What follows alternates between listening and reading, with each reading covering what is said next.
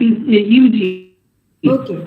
We have So only these UG. days, because of the new NEP syllabus, all of us are aware that this research topics has already been brought to the UG curriculum as well.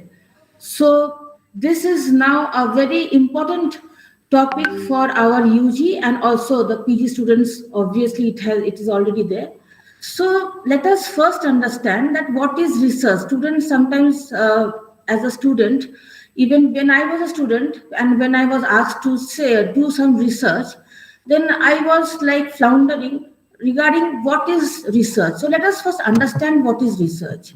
So as you are seeing over here, the word research is broken up, can be broken up into re and search. So what do we mean by re? When we see redo, that means or re means again and again, which in Bengali we say as bar bar. And what is search? Search means obviously we know to find out something, কিছু খোঁজা। তাহলে research মানে কি বারবার যখন আমরা কিছু খুঁজছি বা or else what we can say research means when we are trying to find out something again and again.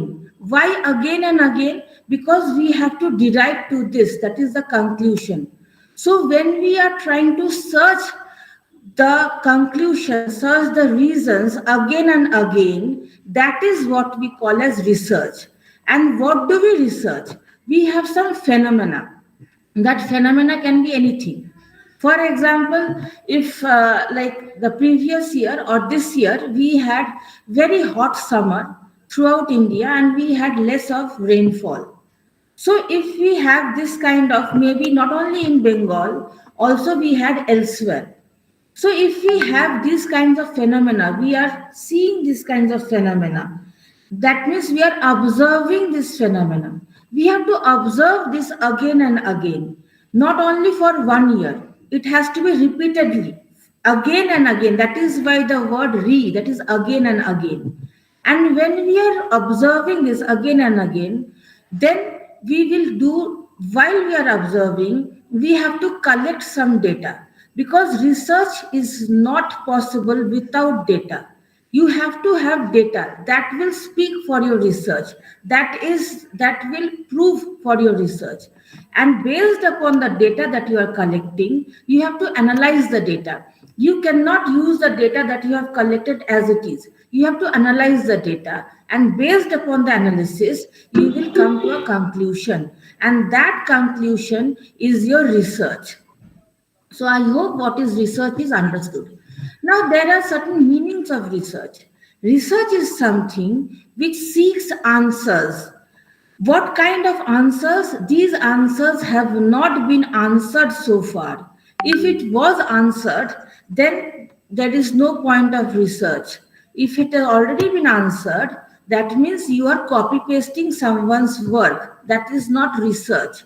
In research, you seek to answer. The answers are there. You just need to choose, you just need to find out those answers. The problems are there, you just need to find out the answers to those, and those answers are not available in the literature. When you find out the answers, when you do the research, then those answers will be available in research, will be available in the literature as your thesis. But until and unless you do that, thesis or MPhil or short-term research projects, etc. Until and unless you do that, then these answers are not available in the literature. And thirdly, you can say that research is CAI of data. What is CAI? That is collection of data, analysis of data, and based upon the analysis, how you are interpreting the data. So the data must be interpreted according to the analysis that has been done. If you interpret it wrongly, then your whole research, the idea of research is gone. Now, these are some of the general characteristics of research. What are those? It is gathering of knowledge. So when you do research, you gather some new knowledge, and these knowledge has to be primary or first-hand sources. Research is not like, suppose you have the census data with you, and with those census data, what you do, you just make some graphs on the census data. You have the male female census data and you just make some graphs. So that is not research. That is not gathering of primary information. So the information which was not there, because I have already said that these should not be in the literature. So the information which was not there, those kinds of information you have to gather. So secondary sources means already information is there. So the through first hand or primary sources, you need to gather the knowledge, and based upon that, you have to emphasize on some general principles. For example, we all know the normal lapse rate. That is with distance, with vertical distance, the temperature decreases. Now, you suddenly say that this does not happen.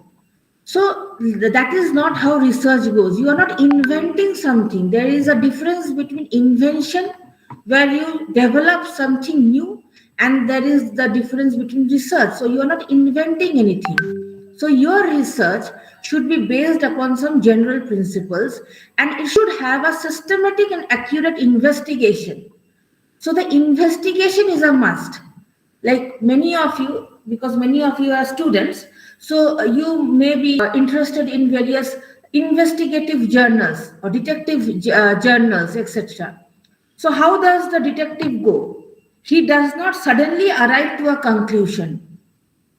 He will have a number of points, and based upon those points, then he will systematically go into his research. Similarly, in your investigation of research, you will have a number of theories, number of data, and based upon the data, based upon the analysis, you need to do a correct and accurate investigation.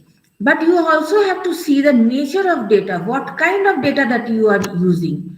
Those data should be gathered through some valid data gathering devices. So that means the data should be valid. While you are doing research, it might be that the research conclusions, the results that you are getting, you may not like those. So that may not, it may not be to your personal likings, personal feelings. But research is not involved with what you feel. It is what data is saying, what is analysis. So you must eliminate your personal likings, your personal feelings. And conclusions may be unpopular also and bring social disapproval. So if the conclusions are unpopular, you should not be afraid of that. I will give you an example. Many of you or most of you have heard about Copernicus. Earlier, before the 1500s, it was said that we all know that the sun is fixed and the various planets, they are revolving around the sun. But before 1500, they used to think that the earth is fixed and everything is going around. But then it was Copernicus who he proved that it is not so. And when he had done so, then there was so much of social disapproval. There was so much of problems that this was not taken up till at least 1 year or more. So you should not be afraid of what the society is saying. You should come up with what is right. And your conclusion should be based upon carefully and cautiously. So now when we speak about research, there are two types of research: quantitative research and qualitative research. Now what is this? Now research can be a collection of various numerical data, and that can be based upon, when we are speaking of numerical data, so it will be based upon some statistical analysis. Because if we don't have numerical data, then we cannot statistically analyze those data. But in qualitative, see the words itself, there's a difference. Quantitative, what you can quantify, you can calculate, and qualitative. Like for example, if I say the quality is good, the quality is bad, you cannot quantify that. So that means it is a collection of non-numerical data. So non-numerical data is numerical data. We all know that is 1, 2, 3, 4, 5, etc.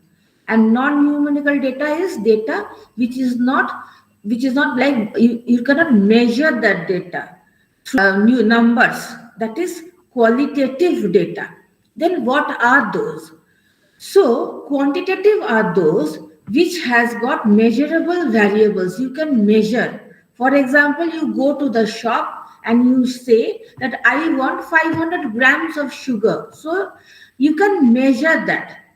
But if you are going to interview some people, for example, you are going, for example, over here in Mizoram, we are facing since May or June, we are facing with a kind of a problem, and that is most of you are knowing that in Manipur there are lots of problems which are going on, and one of the tribes, that is the Kuki tribe, they are being displaced.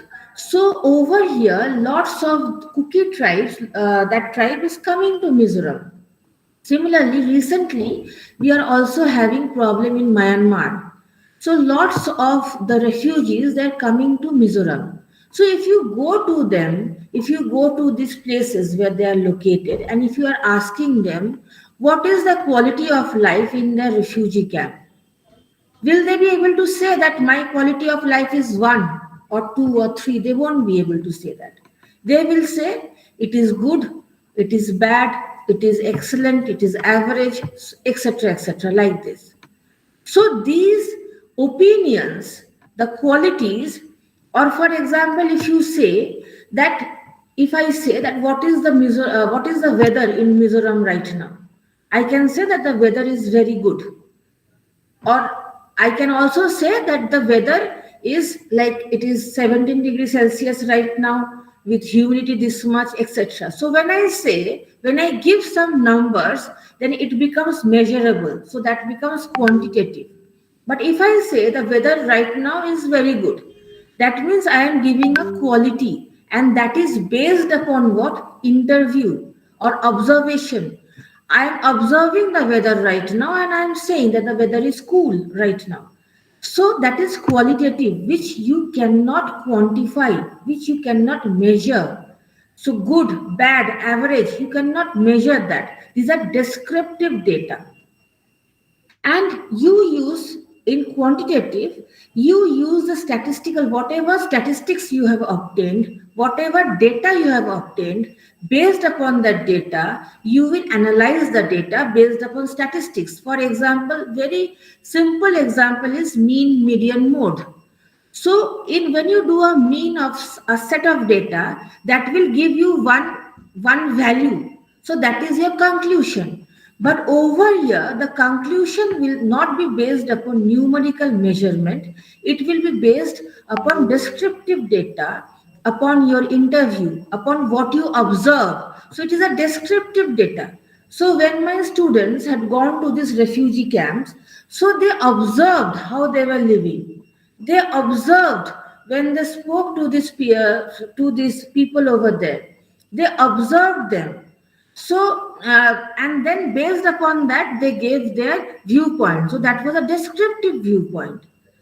And in quantitative, it is based upon surveys, experiments, statistical analysis of numerical data. And over here, again, it is based upon interviews, observations, content analysis, etc. So this follows a predetermined research design. But over here, you cannot determine a research design. You go to that place, you speak to the people, and based upon your interview, the research will automatically shape itself. You cannot design your research previously. But over here, you can determine your research. You can have a specific sampling, specific structured design. You all of you may be knowing about hypothesis. In research we have hypothesis, so it is based upon the hypothesis. Like I am giving you example from this refugee camps, so maybe I take two hypotheses, like the refugees over there are in a very good state, or the refugees over there are in a very bad state. So there are two hypotheses, and your research answer will be based upon any one of these hypotheses. And it gives importance to sample size because it based upon your sample size it ensures your statistical significance. For example, you have 5,000 population and another place you have 500 population. So in the same, in both the locations, you are taking 10 people from 500, 10 from 5,000. That is not how quantitative works. You have to give us similar ratio to both of them. Again, over here, results are often presented through narratives and quotes. I will give you an example of this. Again, from the refugee camps, because I'm giving so much examples from the refugee camps because this is a very new data that I have got where my students are working. So over there, when they went to this refugee camp, and this particular lady, old lady, she is in her 80s, and she came from Manipur. And this lady, she is suffering from cancer, and that is third stage of cancer, and she does not have any medicine with her, she because she does not have money, and she does not have anyone to take care of her because her whole family is there except her once very small grandchild whom she could bring over here, and she was giving her narration. And the quote which became famous, because over here I have written quotes, is that when the interviewer finished interviewing her, she did not have any negative things to say. At the end of the interview, she just said three words. She did not say that I do not like these people, I do not like Manipur, nothing. She just said, God bless you all. So this quote became very famous. So results are presented through what narratives and quotes in qualitative. But in quantitative, what we will see, how many people got displaced according to their age and sex, etc. So I hope till now things are clear. If it is not, please write down in the chat box. I will just give you some time to write down in the chat box, because after this we will go to the we will start with our main topic. If there is any question, please write down in the chat box.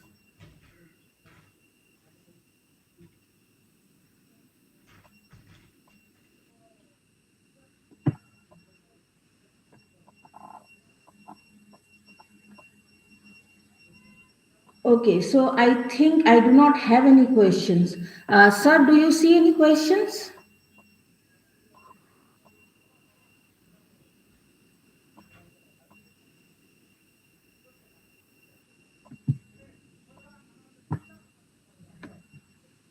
No, ma'am. No, ma'am. Okay, okay.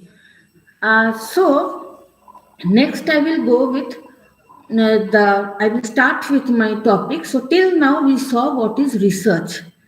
So do we have over here any person who does not know about GIS? Because that would be very good if we have such kinds of persons.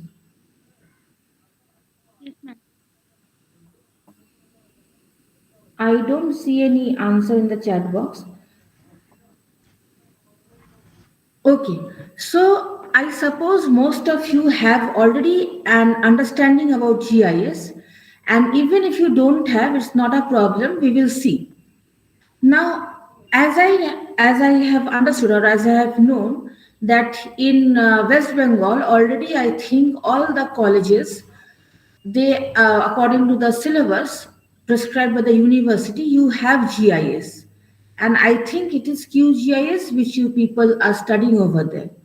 So for those who do not have any idea about GIS, then what is GIS? So I will just start with a very basic. I won't go into very detailed explanation of what is GIS. This is a very common picture over here which I have given, which is given when people tells the non-GIS people about what is GIS. So GIS is basically, it's a software where you can have various layers one upon the other, And each of these layers have got multi-dimensional information. And these information are both spatial and non-spatial. That is in space, which you can measure on space, and non-spatial. So, for example, this particular picture that I have given over here, so you can see this is the base map. This last map, last layer over here, we call layer. So the last layer is the base map, the last layer. So over here, certain features we have taken. What are the features? So over here, we have taken the street data feature. So whatever are the streets, we have taken up the streets. Then we have taken a layer which only shows the buildings. So all the informations related to the buildings are present over here. The various natural vegetation in this layer have been taken up. You can extract numerous data like this. For example, you can also take population data, etc., etc. It depends upon the researcher what he or she wants. Now, for example, this data layer of street will have all the information, spatial and non-spatial information of all the streets, the length, the width, the number, the density, etc., everything. So, when all these layers are superimposed upon one another, then we have this integrated layer. And then we work with various modeling techniques in GIS, wherein we perform spatial relationships between these layers. For example, if I ask the software that tell me all those buildings which are within maybe 500 meters of the main road, then that software will calculate and will give you that result. Or for example, I tell the software that gives me all those places, all those buildings which have got which maybe have got a population of more than this, or which are nearer to maybe some particular kind of tree. So then they will give that. So these are very basic examples of GIS. And what can GIS do? It can help you visualize your data, whatever data you have with you, that you can actually visualize on the map.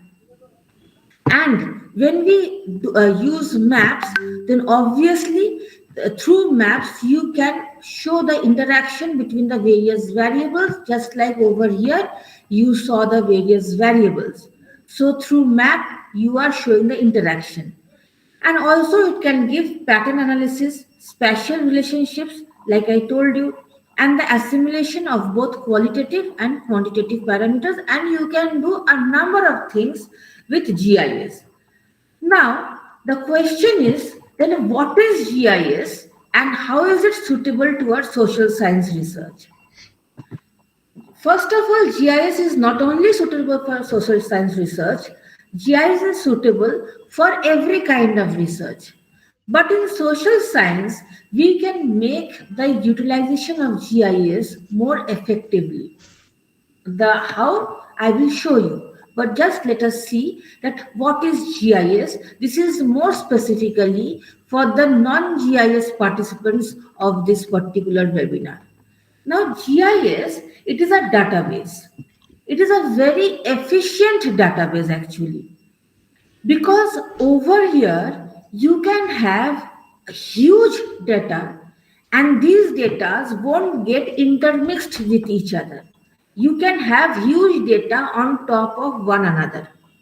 So it's a very powerful tool which not only helps you to collect the data. Through GIS, you can collect the data, you can store the data, you can analyze the data, and then you can also distribute information about this. And what else you can do? You can also manage various conservation areas through this. For this, I will again give you an example. When I was in a particular city in Uttar Pradesh, it won't be right to give you the name of the city, so I am not giving you the name of the city. So over there, when I had gone there, I was there for a couple of years. So in that city, when I wanted to do a basic land use land cover survey, and I wanted to check the forest cover. So when I saw the forest cover, I did this analysis for 10 years, and I saw that the forest cover was reducing too much. But when I went to the forest office, and I asked for their data so that I could validate the data, then I saw that in their file, the forest cover is actually increasing. Then which is right? Their whatever they have written or whatever satellite is giving us. Obviously, whatever satellite is giving us, because you can manipulate data by writing it in the files, but you cannot manipulate satellite images. So, if really the conservationists, the policymakers, the environmentalists, if they really have that eagerness in them that yes, I want to conserve, then GIS can be useful. They can use GIS data, and this GIS data which has been obtained, this can be delivered to these environmental managers and public. So this crucial information can be delivered to them so that they can work it out how they can be conserved. Or for example, after flood. For example, now all of you are aware that this cyclone Michaun has affected Tamil Nadu and the coastal areas. So it is not possible for us to go to every place and locate. So what we can do is that we can use satellite data to check how much it has affected. Next, what this can give us is that extraction of data. For those of you who are aware of GIS, you know that from a simple Landsat or List4 or Sentinel, we can get all the information about the land use land cover, that is water body, the vegetation, the settlements, etc. You can get so much, the barren lands, everything you can get. So valuable information and data can be extracted through GIS. Now, since we are speaking about GIS, so we must know how this software looks. I have given this example of QGIS because I think most of you are more aware of this QGIS software, which is open source, free to use. Except that we also have various other like ArcGIS, EDDAS, etc. And this is the general outlook, how it looks for those who are not aware of this software. This is called the menu bar. This becomes a toolbar. Through here, you add the data, the layer list, the toolbox, etc. So this is how it looks. The QGIS software, this is how it looks. Now, since the topic is also on RS or remote sensing, so we must know what is remote sensing. So all of us are aware of remote. What is a remote? All of you are using remote in your homes for TVs, etc. So when we use a remote means that we don't actually go to that place. We don't go to that place, but we operate or we get information from us from quite a distance. So that is called remote. So when we say at remote sensing, so what is remote sensing? When we actually sense what is there, what we get information about that place by remotely, we don't actually go to that place. We get information remotely. How can we get information remotely? Through airborne or spaceborne. When we get aerial photography is airborne. But when we get through satellite images, that is what? That is spaceborne. So we get that through various sensors, platforms, etc. And this remote sensing, whatever we get, this is very important for environmental monitoring, disaster management, how we will see this. And if you only have GIS software, you cannot work. If you only have remote sensing, you cannot work. This trio this triology is important. That is GIS, RS, and modeling techniques. So if you have the GIS software, that is most essential. If you don't have RS, it is of no use. So you also have to have remote sensing, that is through satellite images, etc. Now, for example, you have got some values. You have, for example, have two values, 2 and 2. There are two values, 2 and 2. Now, what will you do with 2 and 2? If you don't know what to do with that, if your teacher is not saying you whether you have to plus add those 2 plus 2, or multiply 2 into 2, or divide 2 by 2, or what exactly you want to do, then your result, you won't get your result. Similarly, in this remote sensing and GIS, you have to know what modeling techniques you are applying. Until and unless you apply that modeling technique, then this won't work. For those who know about this, you know, like for example, for LULC, we have various modeling techniques like the supervised classification, unsupervised classification, hybrid classification. These days we have machine learning technologies. So you have to know that what this triology is important: GIS, RS, and modeling technologies. Okay, before that, this two pictures that I have given you, one is of Landsat and one is of Sentinel, as you are seeing over here. So Landsat, you can see over here, this picture, this is more crisp picture over here, because there is a thing called resolution. So this Landsat, this gives a resolution of 30 meters. So when you have a resolution of 30 meters, it is more zoomed out. It is, you can see a more wider area through Landsat, but you cannot see the details. If you have to go for details, then in open source, you don't need to pay money for this. You have Sentinel data. So this one is Sentinel-2A, which is having resolution of 10 meters. So it gives accuracy till 10 meters. So you can see the accurate picture over here. You can see the rivers, you can see the settlement, you can see the natural vegetation.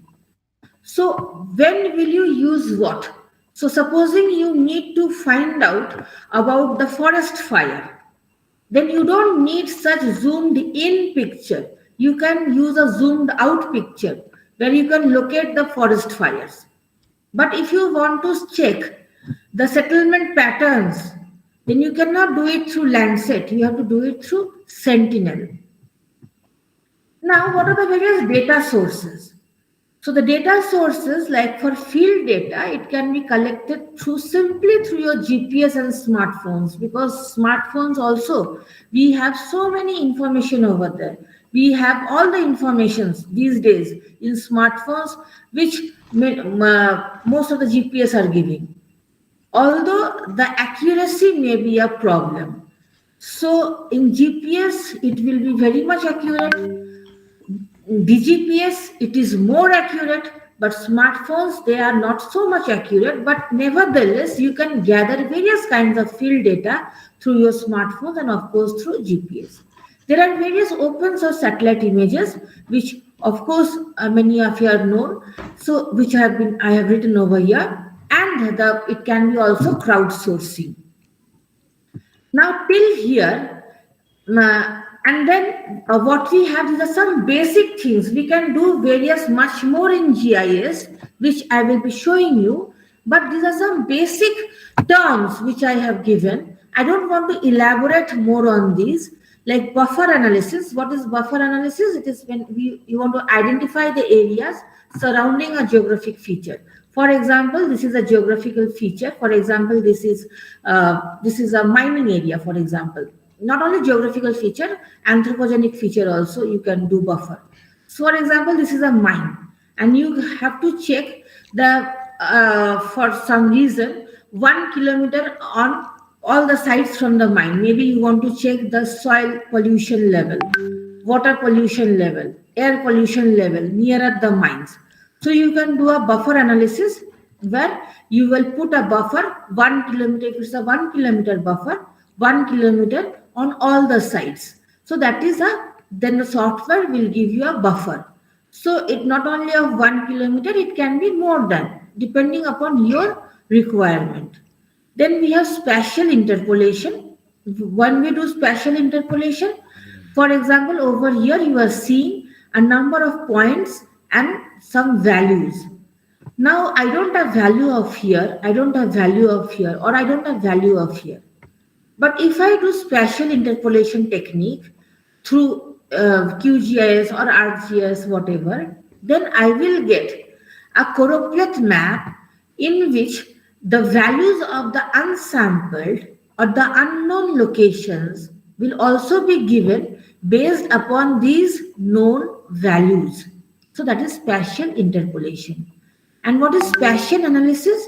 In spatial analysis, you give certain data, you feed certain data to the software, and the software will give you new set of information. Then we have geographical weighted regression model. Now, what is geographical weighted regression model? This we will learn through types, decision making, and modeling. Now, when we say regression model, we all know what is regression model, where we find the relation between a dependent and an independent variable. But when we say geographically weighted regression model, then the component of space comes, the component of geography comes.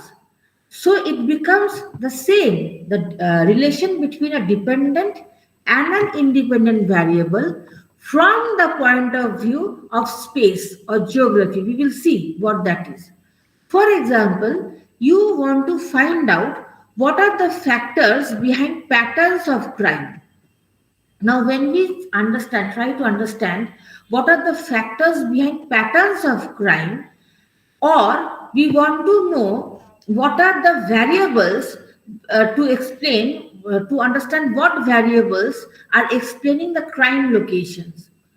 Now we know that the crime locations, here, for example, the low income groups are having more crime. The low education areas are having more crime. So over here, we are having three variables. What variable? One is income level and one is crime. One is income level and one is crime. The other variable which is hidden, and that is what on the point of view of location, where it is occurring.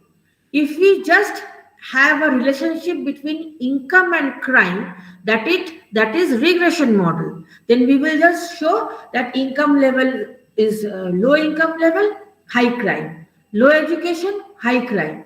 But what we have to do over here is that we have to explain the locations. So when we are explaining the location means what? Geography is coming. By geography, I don't mean geography as a subject. Means the area is coming, the space is coming.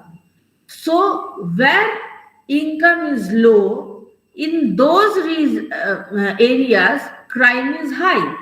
Where education is low, in those areas, crime is high. So you are seeing that over here our regional statistics is coming. So here this is called geographically weighted regression model. Or for example, you want to find out what are the suitable locations for police stations.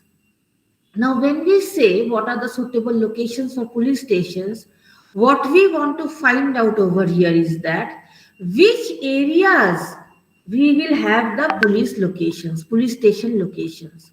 Supposing it's a new area which has been new settled, and we want to find out that what are the locations where the police stations should be located. So over here, various factors are coming. Population will come, size of the area will come, crime will come, and the area where it will be located will come. So that means it will be a geographically weighted regression model. Similarly, if you want to model a place that where the maximum traffic accidents are occurring, again the question of space is coming. So we can do that by these parameters, So for example, the weather condition, a region where we have maybe foggy weather. Most of the time we have foggy weather. Or a region, now we don't have foggy weather throughout the area, region, throughout the macro region. We can have in small locations. We do not have bad road condition throughout the area. We may be having some locations. So those locations, those weather area locations, those road conditions locations, in those locations, but the speed, the vehicle speed is very high. Those locations can be very much prone to accidents. So here we are seeing some, we will feed these things, this information to the software. And based upon what you are feeding the software, based upon the modeling technique, it will then create various models based upon the relationship between the variable, that is accident, and the independent variable, that is the speed, between the variable accident, independent variable road condition, and based upon that it will give the areas where it will be more prone. So this is what is geographically weighted regression model. Now till here, is anyone having any problem in understanding this topic? Please let me know in the chat box. If there is any problem in the language also, do let me know. If you are having any problem in understanding it in English, do let me know. You can type it down in the chat box.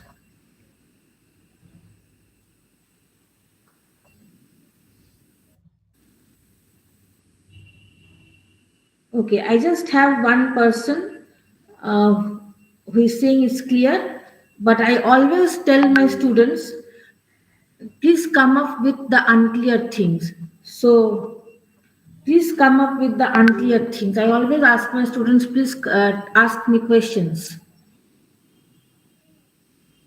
Anyone having any problem with the English version that we are going on over here? Because if you want, I can say this thing, whatever is going on, very short in Bengali also. Okay, so let's move on.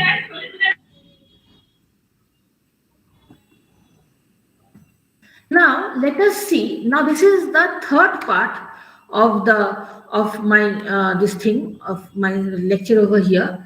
That how you can use GIS in various social sciences. Even the previous one was also that. So over here, it will be how you can use it in various social sciences, because GIS is not only for the geographers; it is for all. So let us see how we can use it, how you can use it in urban and regional planning, or the various types how GIS can be used. So when we say, and in fact, these things, what I am going to tell you right now, these are very easy, and you can use this in your small like whatever I have already said before, that in next syllabus you will be given small scale research works, so you can do these things. This does not require very much high GIS knowledge, very intensive GIS knowledge.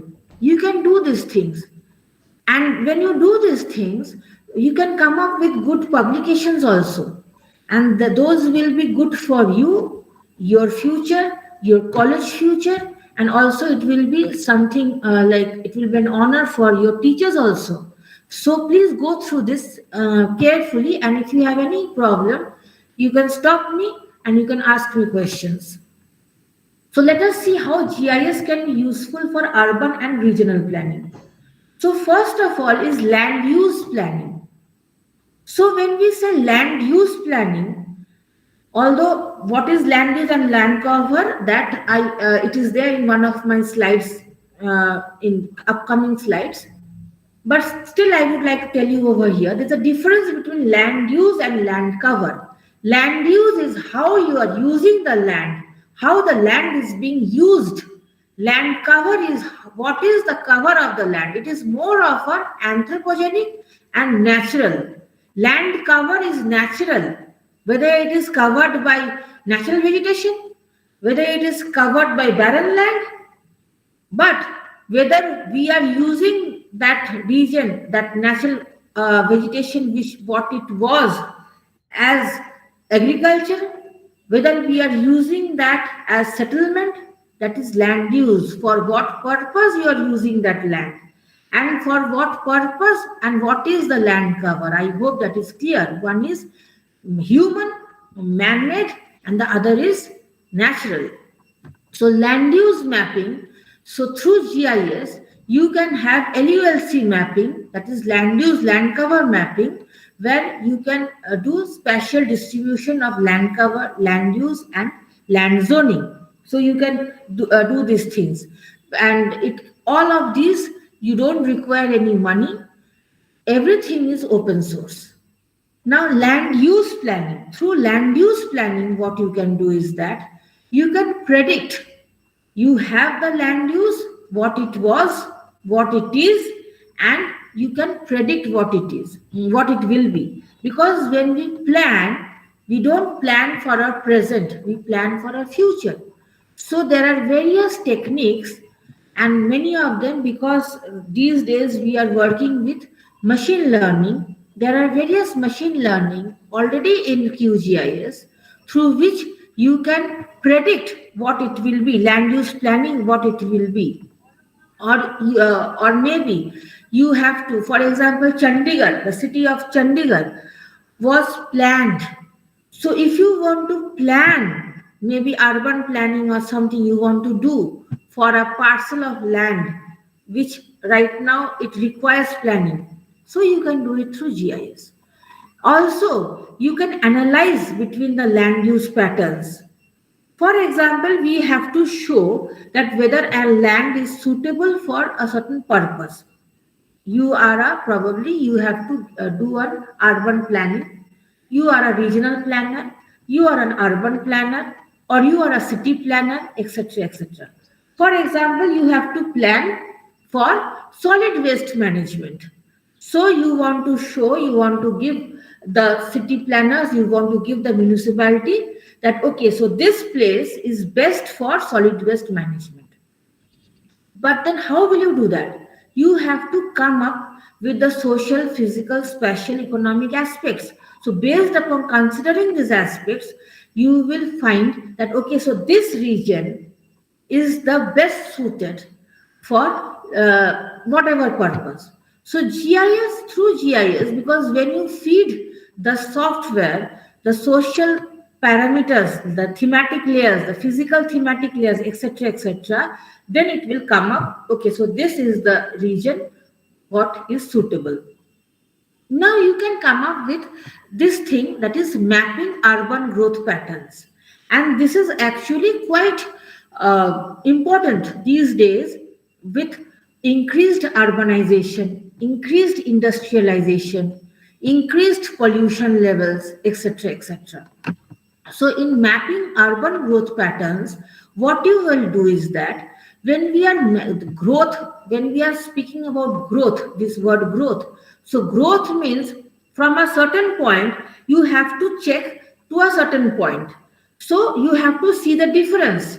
So when you are seeing the difference, that means you will do the LULC, what I told you before, of a certain period, over a epoch is given, or epoch means period, of a certain period, and then maybe you are doing it till 2010, and then you are doing it to 10 to 20. So based upon these two periods that you are having, 2000 to 2010 and 11 to 2020. So you have got two periods. So based upon that, you can find out how many non-urban class, how many pixels. So these are all pixels. So how many non-urban class pixels has been transformed to the urban class?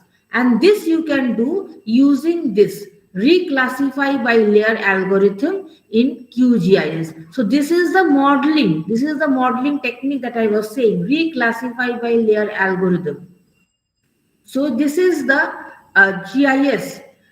The satellite images that you have input is the RS, and the modeling technique over here is the reclassify, that is the modeling technique. The triology of this will give you the answer to this. Next, supposing you want to find out the crime mapping and crime analysis. So for that, what are the various types of works that you can do under crime mapping? It is not required that you do all. So here are some examples. You can do any one or based upon your jurisdiction. So in under crime mapping and analysis, what you can do is that crime classification and mapping. So when you are doing crime classification, then what are the various classes? So you all know that crime, there are various types of crimes. It can be like various types. So what you can do is that you can classify the crime and aggregate that based upon the crime incidents. For example, over here, look at this picture. So over here, some values are given. For example, instead of this value, I say that this white one is supposing pickpocketing. Then over here, this 401 to 610, for example, I say this is snatching. 610 to 799, for example, I say that this is burglary.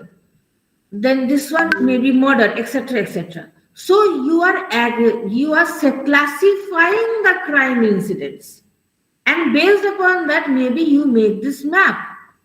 So you're aggregating it. That means these areas over here are more of pickpocketing is happening.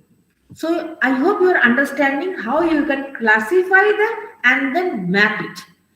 And similarly, you can also do crime hotspot and density analysis. So hotspot maps or cold spot maps, these maps, not only for crime hotspot, you can also do for health. Maybe like these days, dengue is occurring too much. So you can do dengue hotspots and dengue analysis. Just like I have written over here, crime hotspot and density analysis. So here, where most of the crimes are occurring, for example, again, so maybe this one is most of what it is occurring. So over here, a look into these places. So these are maybe the ward map of that particular region. So it says that these are the hotspot areas. These are the hotspot areas. And we can also say that we can also create density maps, high density maps. So again, these are the high density areas and these are the low density areas. Similarly, you can also do with dengue. You can do the dengue hotspot areas or the dengue density maps. Or if you want to do the surveillance and infrastructure mapping, then you can have a database of the various infrastructures, surveillance system in that region, in your study area, and based upon that, you can show that these are the areas which are under surveillance, so that the next one will come, how to prevent crime. Now, this particular map was done, this is a correlate map, which shows the crime rate across police station boundaries. So how this was done? The ward maps were taken, the various point maps, point shape files of the police stations were taken, and each police station will be having their own set of crimes. They will have that record. So that was tabulated in the table, and then simply by using the join attributes by table algorithm, this is the methodology in QGIS, this map has been derived. Now you want to work on solid waste management. So what are the various ways you can work through QGIS? is infrastructure. You to analyze upon infrastructure, you have to know what is the amount of solid waste that is being collected.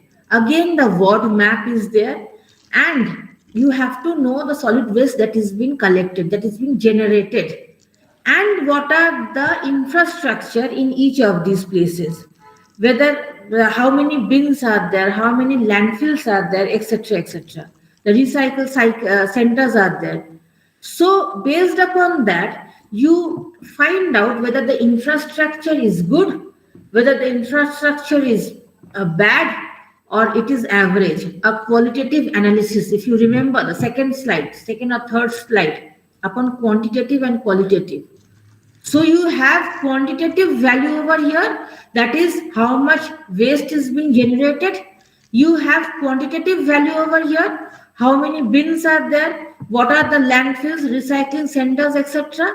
And you come up with the qualitative value, whether the infrastructure is good, it is bad, it is what, etc.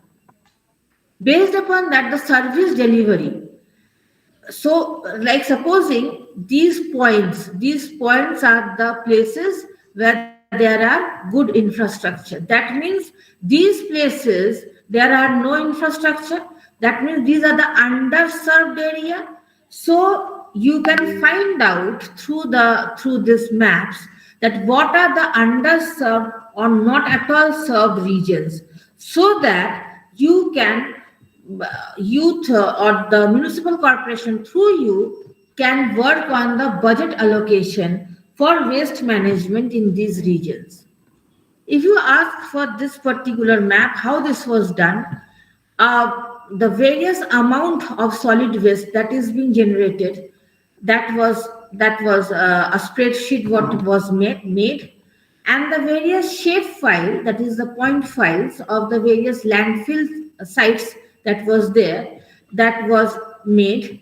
And then this particular thing was made, that how much of waste is being processed, that was done through the data defined overrides function in QGIS.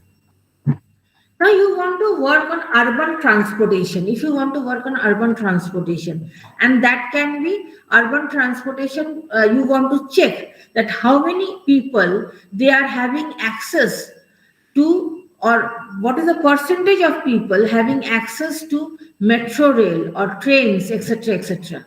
So for that, QGIS is a very good option, because in QGIS there is this system called plugin, and through this plugin you can access a number of other data sources. So you can easily have the OSM, that is the Open Street Map, and then you go for this buffer function. And through the buffer, maybe you give a 1 kilometer or a 2 kilometer buffer function to these metro stations. Over these shows the metro stations of Bangalore. So you give a buffer function. This can also be the train stations, bus stops, etc., whatever.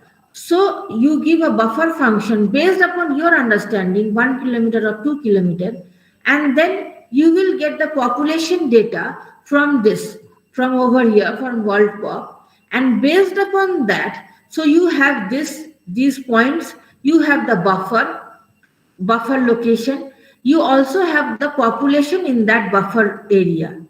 Then what you can show is that this percentage of population of the city staying in this buffer location have got easy access to metro rail. So again, you can do this with others also. You can do this with that for the train lines or the bus lines, etc. So you see that these are very easy things which you can do. Now, many of our non-geography friends, they ask us to make study area map. So over here, if you are from non-geography background, listening to this webinar, then you can yourself do these maps instead of asking your geography friends.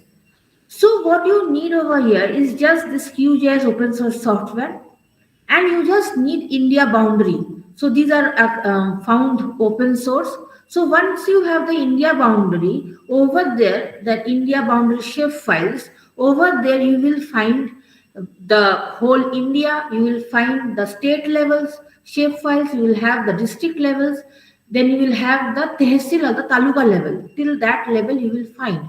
So you can easily take those shape files, and through a set of steps shown over here, you can come up to your ultimate study area with the latitude, longitude, everything. So you can yourself come up with that instead of asking your geography friends to do that.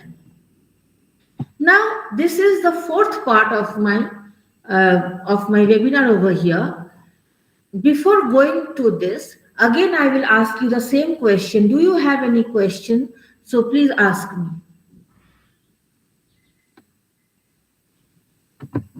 If you have any question till now, well, it seems there is no question. So this fourth part is based upon what I did, or what we did, I along with my students, what we did with GIS. Some of the words.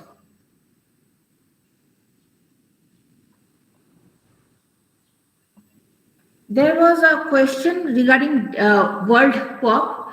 So World Pop, these are all plugins which you will be getting in the QGIS.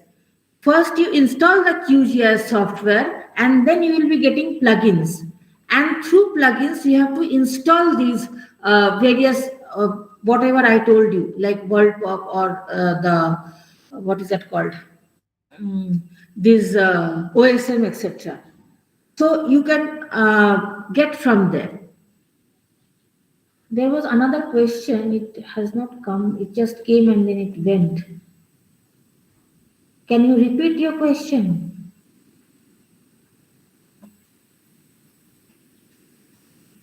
There was another question, but since I'm using two devices right now, but that somehow it skipped the screen. Okay, so anyway, you will have time left in the... No, you cannot from ArcGIS. I don't think you will get it from ArcGIS. You cannot get it from ArcGIS. You will get it from this thing, QGIS. There was this question whether WorldPop can be obtained from ArcGIS. I don't think so, but you can try. I have not tried actually in ArcGIS, but in QGIS there are number of plugin options where things can be obtained very easily. So QGIS was tried. You can try in QGIS, it won't be a problem. It's very easy. So here are some of the things which this fourth part, which I tried with my students, and most of them are published data, published in as various papers. So let us see. So these are the things, that is climate change, health infrastructure, LULC change, estimation of SPM in surface water body, air quality, habitat mapping of medicinal plant, forest fire, soil erosion, disaster, habitat suitability analysis, groundwater potentiality, vulnerable watershed demarcation. So these are the various topics that I will be... Some questions are coming. Let me first finish up this, and then we can take it up in the Q&A session later on. Because I have already started with this, so you may be having questions in this also. So you just stored them up for the last. So let us now see GIS and disaster mapping or management. So GIS is a very important tool for disaster management. I had given you an example, if you remember, from the Michang, this cyclone, which just occurred in Chennai area. Now, you cannot exactly go to that place, but you can use GIS, you can use this airborne images or satellite images for your disaster management to check the disasters, and you can do proper management. Now, when you want to manage something, it is very important that you do that before. So through GIS, you can go to those, you can map areas which are prone to certain disasters. Maybe it is prone to landslide, it is susceptible to flood, it is susceptible to forest fire, etc., etc. So before actually that thing is happening, you can make a map for these man-made and natural disasters, which regions are susceptible to that. Because when you do that, when you actually have that map, susceptible maps, then only you can take measures to prevent that, right? Once it already happens, then it is like, then also management is required, but it is more important that you know that what are the regions which are prone to disasters, specific disasters, so you know how to like take proper measures. So this particular work we did, this is on Mizoram, and this is the capital district of Mizoram called Aizawl district. This is the capital of Mizoram. So we wanted to find out what are the landslide susceptible or suitable zones, landslide susceptible or prone zones.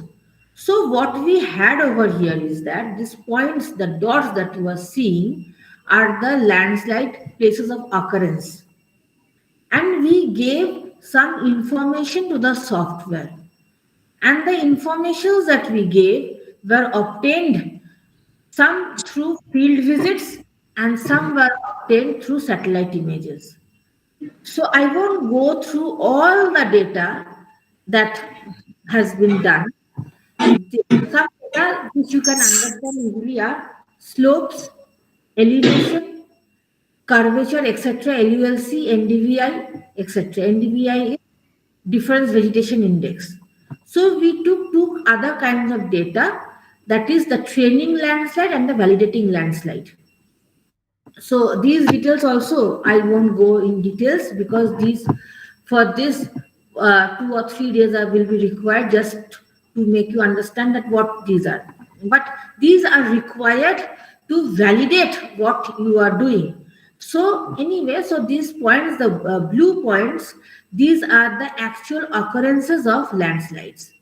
So when these things were given to the software, these were fed to the software. Now, obviously, regions with steep slopes would be the regions with very landslide prone, or regions which are barren would be landslide prone. So all this information, there were many more information which were fed into the software through thematic layers.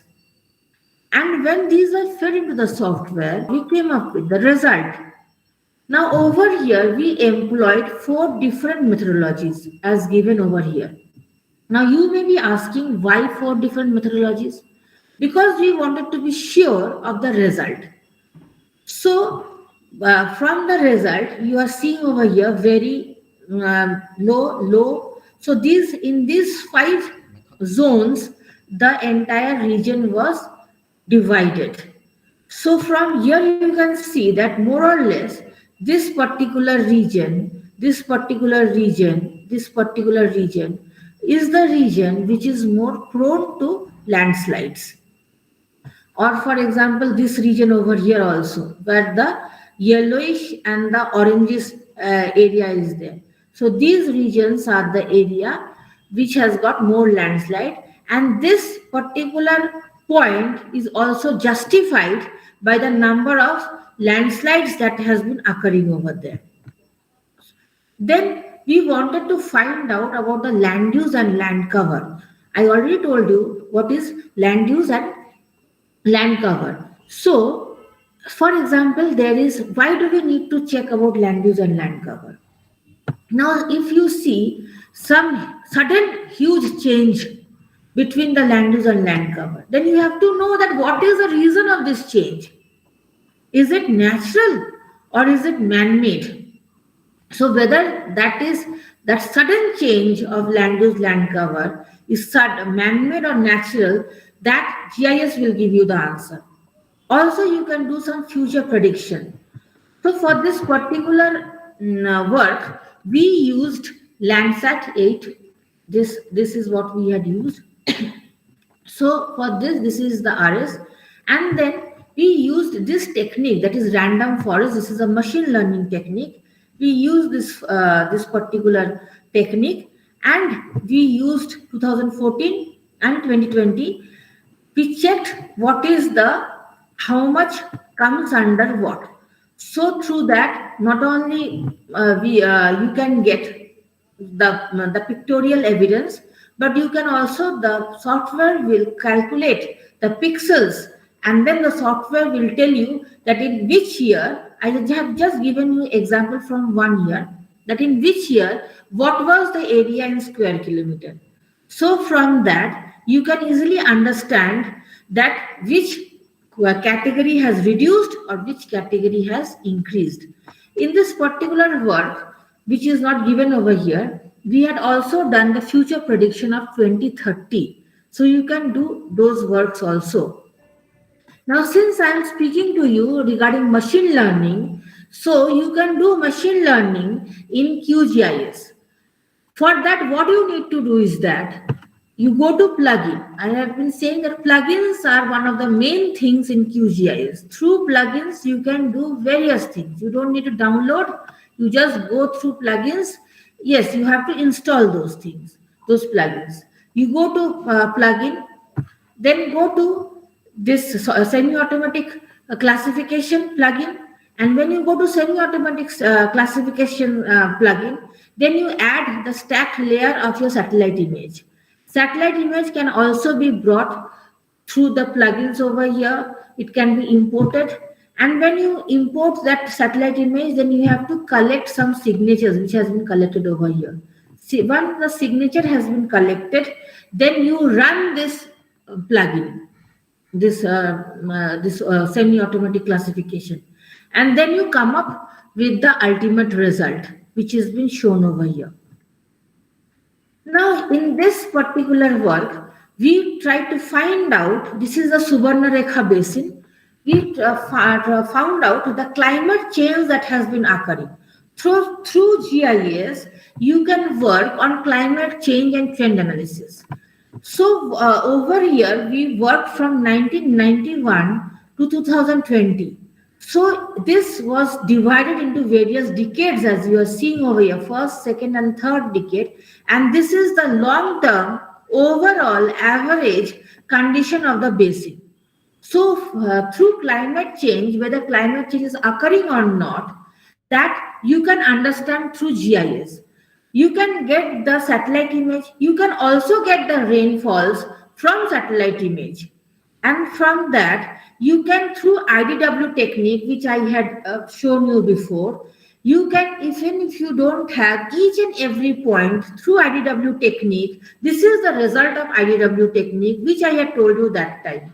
Through that, even if you have some points, we had 37 points for this particular work, but we could get a continuous value for the entire region, and that is what you can do. So through this, we know that whether rainfall is decreasing or increasing, whether climate is changing or not, and you can do trend analysis through two statistical techniques called Mann-Kendall or Sense-Slope. There are various others also. So these statistical techniques will tell you whether it is increasing or it is decreasing. If it is increasing or if it is decreasing, what is the amount, how much millimeter per decade or per year it is increasing or decreasing. So for each and every point, so based upon your each and every point, you can come up with these maps which will tell you whether your station's rainfall or temperature or the overall climate, whether it is changing or not. Now, we had also, in the same work, we had also done rainfall anomaly index. Rainfall anomaly index tells you what is the deviation from normal. You are seeing over here a table and you are seeing the classification. So rainfall anomaly table generally gives you some values, and these values based upon this classification table which was given by these people, So based upon these values, you can understand what kind of rainfall anomaly index that year did that particular place get. So I told you that my this particular basin had 37 stations, and for each station it has been rainfall anomaly index has been calculated, and for the entire basin it has been calculated. This is the trend line. So you can see year wise from 91 to 2020 each year what is the rainfall anomaly index. So that means this particular year over year it was around -4 or something. So what is -4 or -4 means very dry. That means this 2012 for the basin was very dry. Or for example, this particular time it was 25. That means in 2009 it was 25, which was extremely humid. So you can understand the nature of the rainfall for the basin for each stations, and based upon what you are getting, you can make IDW maps or interpolation maps for the entire basin. Now we also use GIS for forest fire management. Now in forest fire management, we made maps to understand the various hazards. So this is what we did. We used certain input layers because you have to give based upon this input layers, the software will tell you what are the regions which are prone to forest fires. So this was done for Sikkim. So what we did over here is that you can see what are the various input thematic. We call this input layers as thematic layers because these are theme based layers. So these were the theme based, and then we provided weights. So because you have to tell the software, for example, rainfall. If rainfall is increasing, is should forest fire decrease? Or if wind speed is increasing, should what kind of relation is wind speed having with the forest fire? With increase in wind speed, is in forest fire increasing? If yes, then we give more weight to wind. If with high rainfall, is forest fire increasing? No, it will become less. Then we will give like that weight, less weight to rainfall. Similarly, temperature.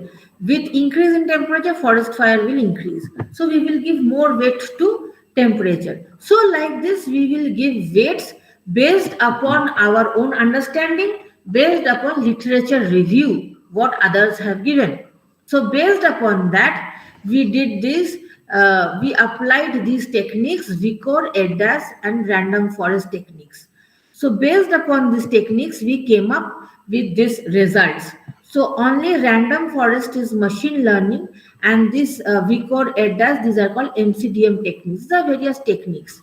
Again, why we did this? Because we wanted to be sure of the result. So these black dots shows the actual places of forest fire. And you can see that this topsis and random forest has given very good result, that this shows that the very high areas are the ones where actually more forest fires occurred. Now habitat suitability analysis. Now if you want to do habitat suitability for flora and fauna. For flora and fauna, why this is required? Like this particular work was done for Alipurduar, where we wanted to find out the elephant habitat suitability analysis. Now, all of us, we say that elephants have, like people who are residing close to the jungles, that elephant has attacked us, or tigers in Sundarbans, tigers have attacked us. Actually, if we see, tigers or elephants don't attack us. We are attacking them because we have gone into their places. For our urbanization, to increase our agricultural field, we have taken parts of the forests or the open forests, and we have actually gone to their places.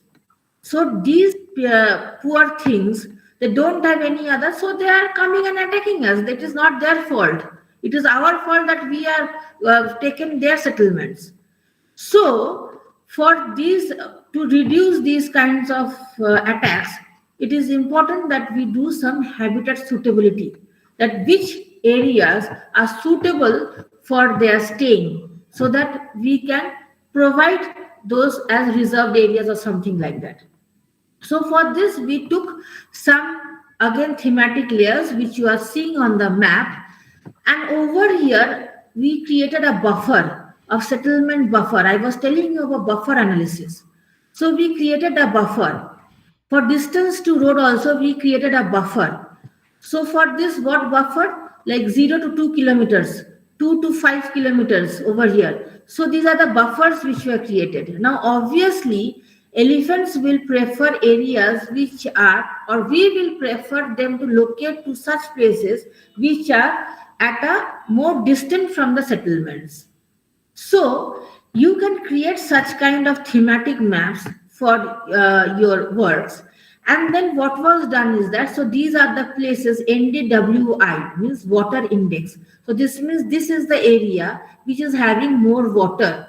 This is the areas which is having more natural vegetation.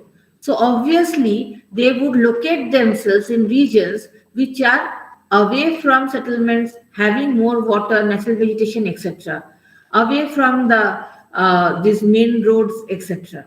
So these thematic layers will have to be fed into the software, and the software has given us this result that this is the region which is more suitable for the, these are the regions which are more suitable for the elephants. While if you see this particular area, according to the software, this area is very least suitable for habitat suitability. Why? If you come and check over here, this is actually settlement area. This is these regions do not have any water. So over here, there is no natural vegetation. So it comes and gives us that these are the regions which is suitable, which is not suitable. So you can do this for the other works also. For flood damage on the same lines as was done for landslide, it was done, and they gave us with these result that these areas are highly suitable or these areas are low suitable for floods. Regions with highly suitable for floods are the regions where the environmental planners should go and work so that proper arrangements can be made. You can also work on soil erosion mapping. So what we had done over here is that this is for another region in Mizoram. So what we had done over here is we gave these input layers which you are seeing on the map, and through GIS what was obtained is that these regions are the regions which are very highly suitable for soil erosion, and the area covered under each class has also been given. Now for this, for air quality monitoring, this particular work was done. This was done for some region in Jharkhand, in Subarnarekha River Basin.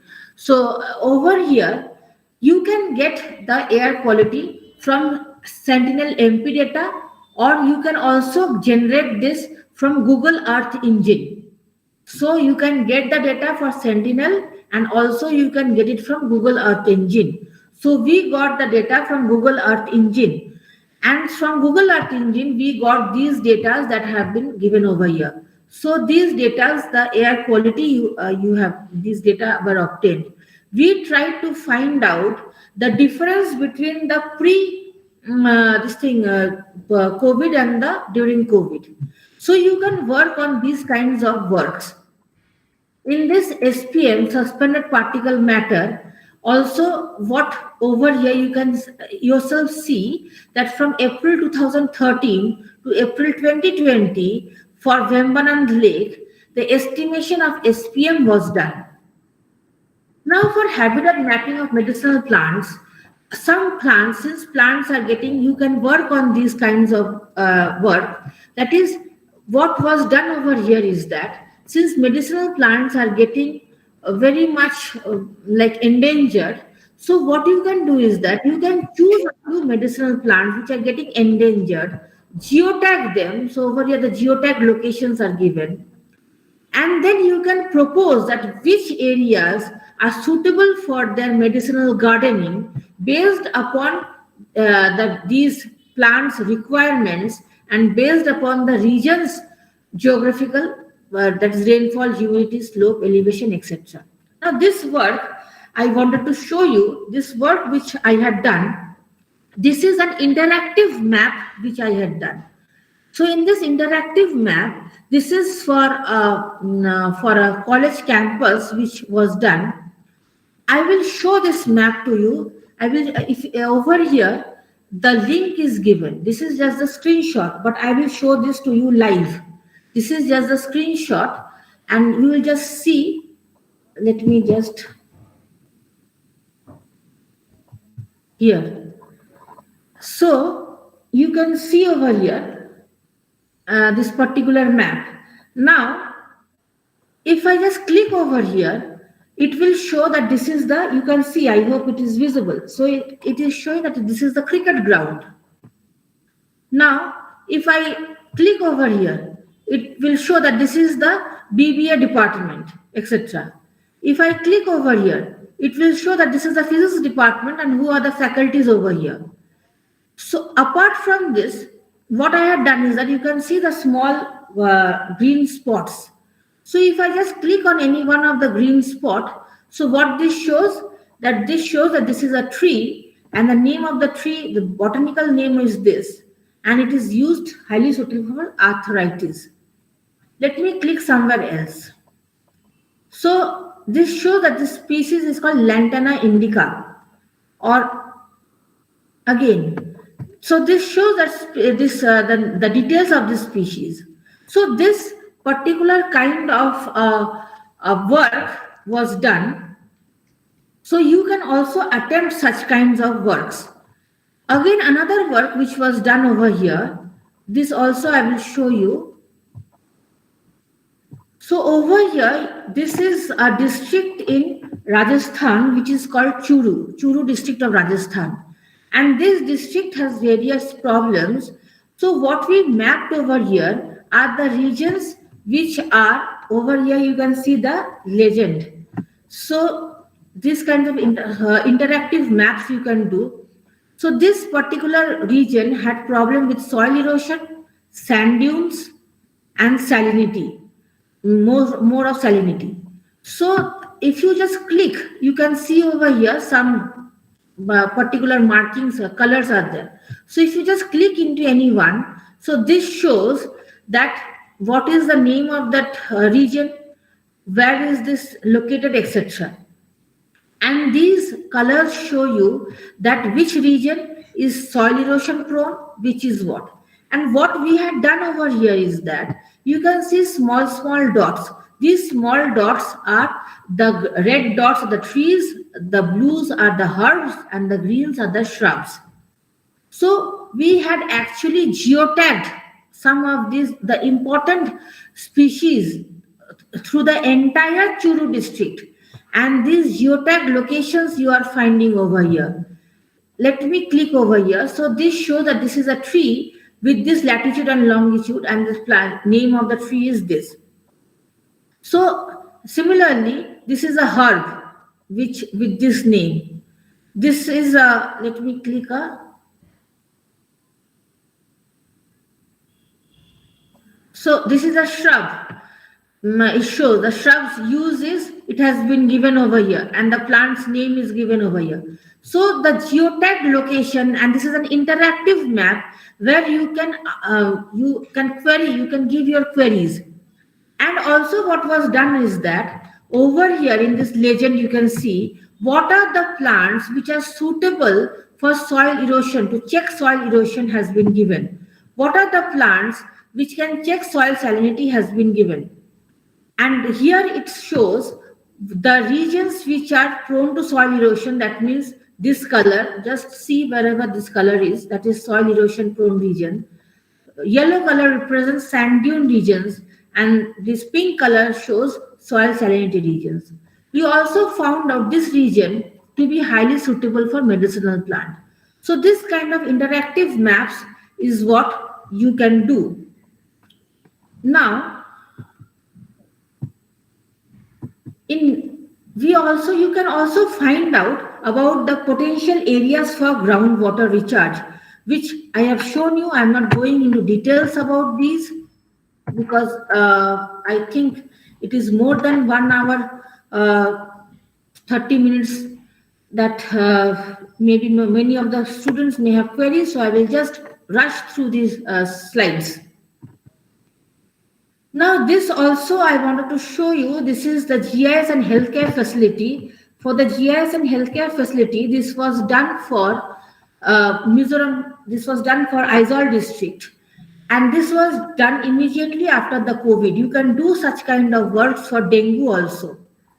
So this is Aizawl district, and the COVID healthcare institutions in Aizawl district can be divided into DCHC, DCH, 4C, and 3C. So these are the DCHC means this place. I'll just zoom in. This is now zoomed in. So this yellow color shows DCHC. So this one. So if you just click onto that, it will show that area. So this has got a huge database. It has got a huge database. So it is taking time. So the name of that place, what is the latitude, longitude, how many doctors are present over there, how many medicals are there, how many nurses are there, how many health workers are there, group D workers are there, how many PPE kits, how many N95 kits, oxygen cylinder. So you can see a huge number of data has been fed, and which you can see, and you just click into this. What is this? Let us see. Even I don't know. Let me see. This is one COVID care center. So where this RAG-P or TrueNat, these kinds of tests were done. So, and then I also have shown over here the vaccination details. What are the vaccination details? So these blue marks over here, this one. So these are the vaccination details, which will show you that where is this located, and where is this located, and what are the types of tests that are done, how many samples were done, etc., etc. And then if I just click over here, then this will show that this is Aizawl East or Aizawl West, and how many persons, like 12 to 14 age group, above 60, how many pregnant women, etc., etc., how many health workers, what were the antibiotics that were given. So such a lot of huge data set can be obtained from each of these points that have been marked. Now this, you can just go through such a number of data sets that is been given. So over here, the second dose was given to how many health workers, how many frontline health workers. The second dose was given, age group wise, how many it was given. So such kinds of database we had gathered, and then this kind of interactive map was done. And this kind of interactive map, you can just open. You can right now also, you can just click this, or you can just check this through your mobile phones also. So you can check then and there that what was the situation, what is the situation. So this kind of situation, when we have the healthcare facility, we know that that region is, whether it is it can be effective for such a pandemic or not. You can do such kind of healthcare facility for dengue also. Now here, since you people know that springs are found in Mizoram, so we wanted to find out what are the suitable zones and the vulnerable zones of the springs. So based upon that, we came up that these are the places which are spring suitable. Again, these are the places which are vulnerable. Why vulnerable? Because there are more population over here. So again, I'm not going into the details about this. So you can also find out about your own, like what are the various groundwater suitable zones or what are the various vulnerable water zones, etc. Now here you can also work on the water quality. We had worked on the water quality monitoring of South Bengal and the water quality. So these were the various water qualities that were taken up, and through IDW technique we came up with these maps. Now this water quality results you can get from CGWB, or you can also generate yourself. We generated through testing these waters samples, and through that there is a technique called water quality indexing. There are a set of steps. Through water quality indexing you can come up with these very excellent or not suitable, etc. These qualitative characteristics you can come up, and then you can come up with such maps like this, which shows us that in your study area where you can find not suitable for drinking water and where you can find excellent water, so that proper arrangements can be made. You can also come up with water suitability index. And again, so with these kinds of works also you can have very good publications. I have told you, if you remember, about Google Earth Engine. Now in Google Earth Engine, you can come up with machine learning techniques. This is the interface of Google Earth Engine. And in Google Earth Engine, when you open Google Earth Engine, this will be the main home page. In Google Earth Engine works through codes, and then in code you have to import the study area, and how to import, over here it is given. So the shape files will be imported.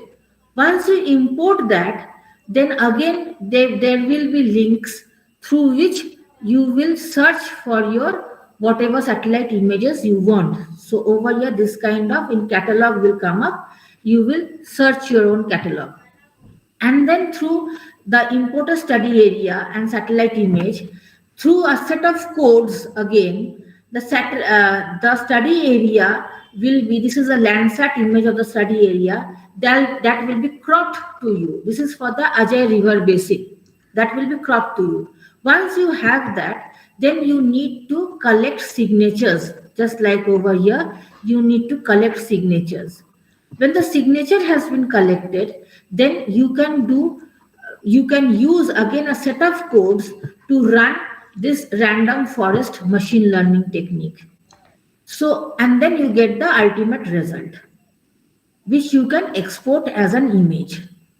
So this was all about today's topic. Now I will reduce this, and if you have any question, you can now ask me.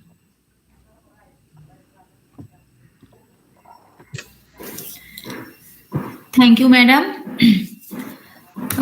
We are enchanted by your great presentation, and we are grateful to you for giving us your precious time. We all are fortunate to get such an opportunity to participate in this informative session to you. Once again, thank you so much, ma'am. We have been in the world of GIS and remote sensing for so long. Now let's come to the question answer session. Although madam completed her session through interaction, already madam has taken some questions. We have scheduled this session only 5 minutes for question answer. So, dear participant, you may feel free to questions to ask ma'am.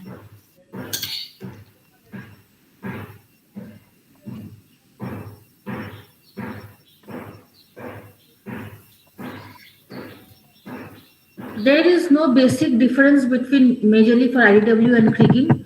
You can use any one of them. You can either use IDW or you can use kriging.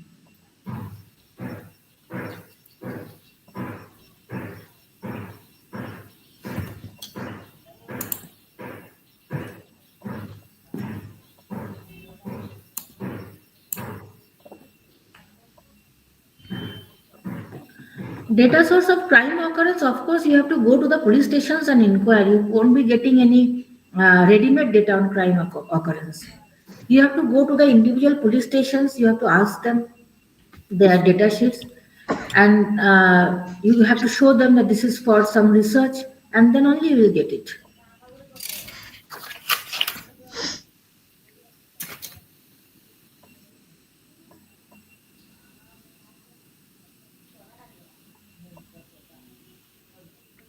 There are many techniques to predict floods. The techniques there is you will be having machine learning. Those are the techniques. I have already showed many techniques to you, and those are the techniques which are also shown, which are also useful for flood susceptibility. So you can either use machine learning or you can use MCDM techniques. If you are using MCDM techniques, it can be AHP. You can also use TOPSIS, VCOR, etc. If it is machine learning, you can again do, there are various machine learning techniques where you can do artificial ANN technique, you can do random forest. There are various techniques. The same techniques which I have shown you, those are the same techniques which you will do, but it only depends that what data source you are giving. Which Landsat is suitable for forest change analysis? It depends upon your area of study, but I will prefer the latest Landsat. If it is a small area, then you can go for Sentinel. If it is a big area, then you can go for the latest Landsat 8. You can go. It just went. What was that? Wait.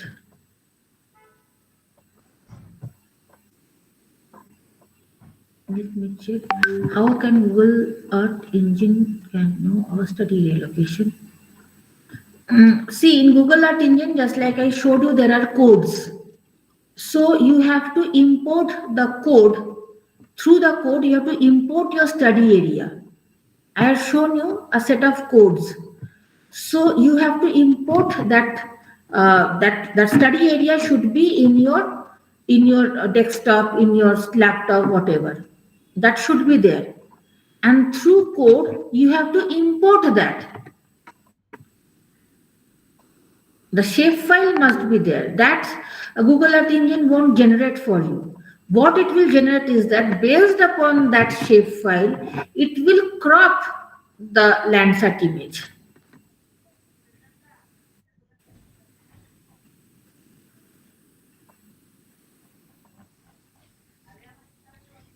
Which Landsat? You can take the latest Landsat 8 you can take. If it's a small study area, you can go for Sentinel. It all depends upon your area of study. But Landsat 8 is good. Or the latest Landsat is good.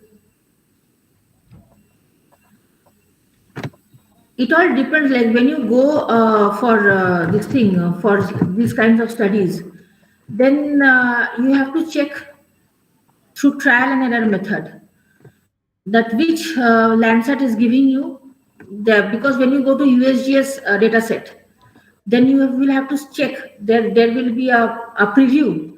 So you will just check that which 8 is giving you good preview, 9 is giving you good preview, whether it is cloud cover is there or not. So based upon that, you have to check that which Landsat, which image is suitable for you.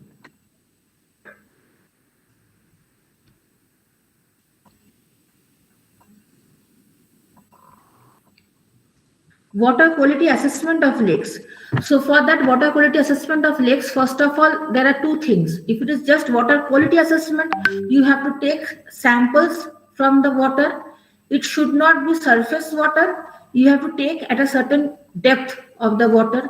Take from various, maybe your study area will have more than one lake, because there is no point in working only on one lake. For good research, good paper publication, I think you must take more than one lakes. So you take various from various points. You take water quality, water samples, and on the water samples, I have shown you some water distinct parameters. So you test those parameters. There will be around 13 to 15 parameters. This chemical and physical parameters, and then you can either give it to the lab or you can also test it yourself. There are various water testing kits which are available. So through that, either you test in labs, the labs will give you the water results, and then you can go for WQI. Actually, there are various techniques on how you can do the water quality assessment, and these techniques are there I have actually shown these techniques in my YouTube channel. So you can go through those techniques. There are open source techniques, which are called Piper diagram. Then there is Wilcox diagram. So there are various techniques which you can do through open source. So based upon those techniques, you get the data, and the data you have to run through these techniques, which I have shown in the YouTube channel that I said. So with that, you can get very good results. Which season is best is, of course, non-monsoonal season is best, because in monsoonal season you will get the cloud cover.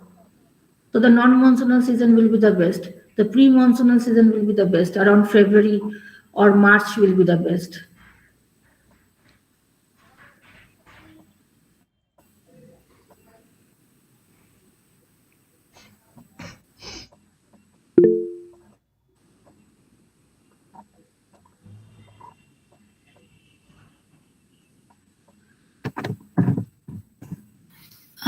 I think everyone getting their answer.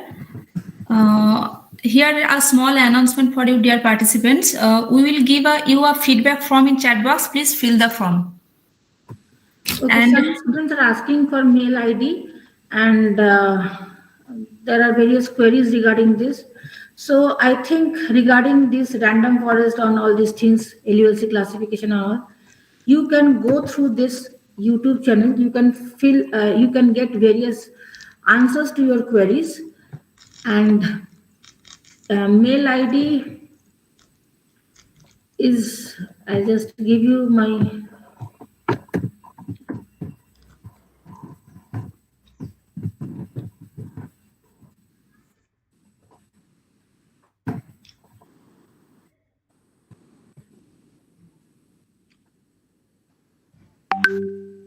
So I hope I could answer the queries, and there was this query which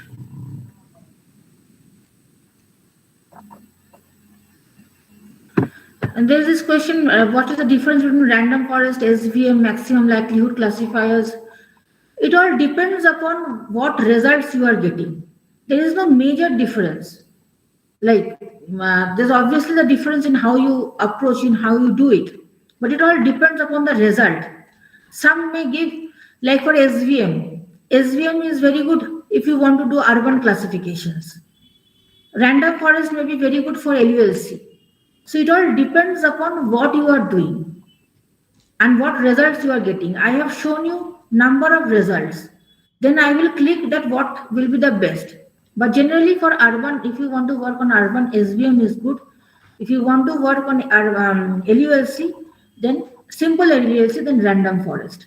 If only on urban, then you go for SVM.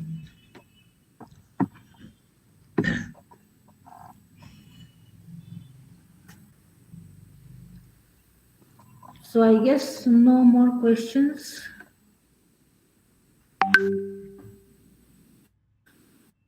Sure, Mr. Jigme, I will look forward to this collaborative work of yours. You can mail me.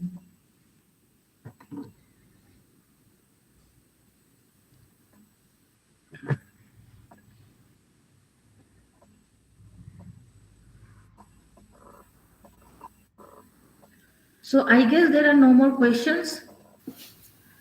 Madam, I think it is over. Now we are closing the question answer session. Now I would like to request Mr. Vishwajit Mondol, Associate Professor of Department of Geography in Mohata Jogendranath Mondol Sriti Mahavidyalaya, to begin validatory session. Sir, please continue.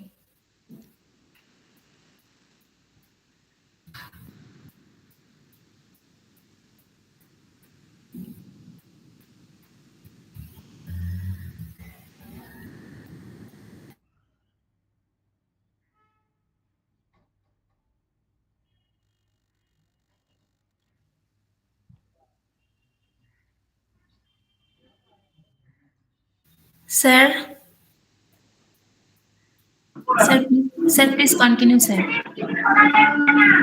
Sorry. Yes, sir. Today's national seminar. on research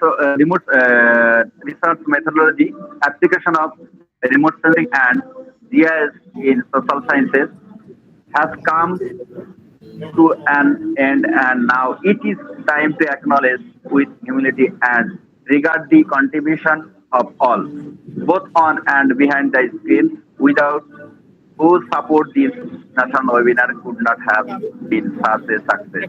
At first, I must thank our esteemed speaker, Professor Bodhoti Vishwas, Department of Geography and Resource Management, Mizoram University, Aizawl, Mizoram, for her well thought and relevant discussion on a challenging topic which has not only enriched us but also opened up a new avenues of critical thinking.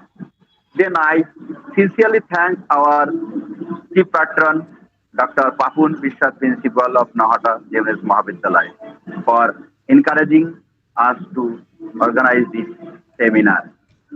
Then heartily thank our ICOA coordinator, Dr. Dhruji Chattopadhyay, head of the Department of Commerce of our college, for providing us with moral support for organizing this seminar.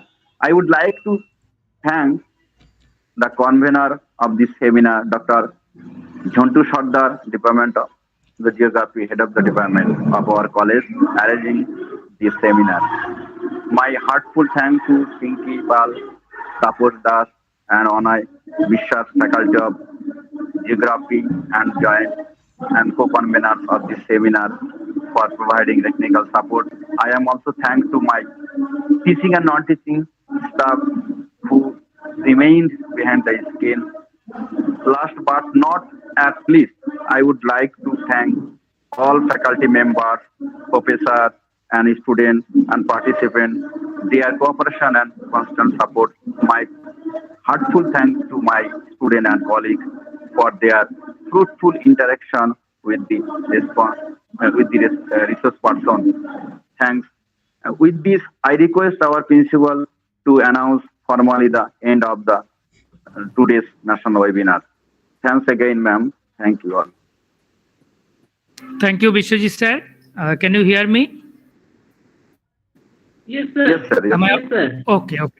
Okay. So thank you, Department of Geography, for organizing such a wonderful event. It's a burning topic, research methodology. Of course, you have organized the content in view of geography. It's the remote sensing and GIS. So GIS is very, very important topic. I remember when I was a student of undergraduate, so we used to give seminars. So in my seminar also, my first seminar, I had chosen the topic of GIS. Even though I'm not a student of geography, still that topic I had chosen. So it was the topic. So our time we had to choose topic which may not be associated with your study. So that days I remember during the presentation of Bodhoti ma'am. So madam, thank you very much for your time. So you have given time for our students. And you know, the topic of research methodology is a burning topic, as I said. So it is very important for the students, so who will be going for the research. Even master students also, I hope they will also get some help from your discussion. So thank you, ma'am. Thank you for giving your time for our students, and of course all these faculty members also. I have seen they also have been attended very curiously throughout the program. So I'll be expecting that in near future also this kind of seminar will be organizing by our geography department, who is one of the prominent department at our institute. So nothing to say more. So thank you, ma'am, for giving your time. Thank you, sir. Thank you. So with this word, I think I should announce the end of this seminar. So thank you everybody whosoever has presented in this seminar. Thank you all.